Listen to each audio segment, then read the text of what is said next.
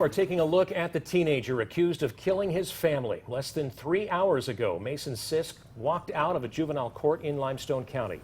He's accused of killing his whole immediate family.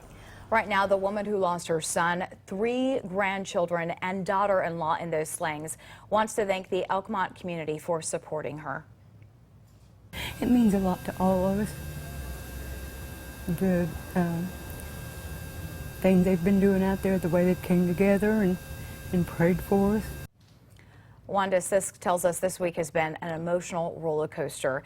Thank you for joining us. I'm Naja Sherman. And I'm Dan Schaefer. It's Wanda's 14-year-old grandson who's accused of killing the family. She shared her message to the community with WAAY 31's Casey Albritton. I've got to bury my son, my daughter-in-law, and my grandbabies. Wanda Sisk has to do one of the hardest things a parent could do. It's so hard to describe. It's just unbelievable. She says reality hasn't set in that her 14-year-old grandson, Mason Sisk, is now accused of killing his parents and siblings. Right now, she says she's going through the motions. I really haven't had time to come apart because I've got to be strong. Not only is she planning funerals for 5 of her closest family members, she's also trying to cope with the consequences her grandson could face if he's convicted. I can find it in my heart to forgive him because there was something wrong.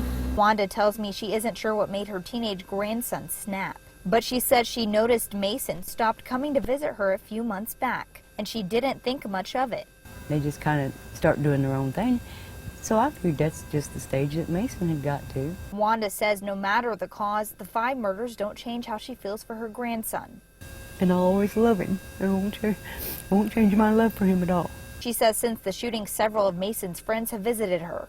Whether they realize it or not, they're a great source of strength for me to know that Mason was cared about. Elkmont High School will honor the Sisk family with a moment of silence at Friday night's football game. And Wanda says she wishes she could thank every student there. If I could give every one of them a hug and thank them, I would. The Elkmont-Deschler game begins at 7 Friday night, and the moment of silence starts right before that. In Elkmont, Casey Albritton, WAAY 31 News.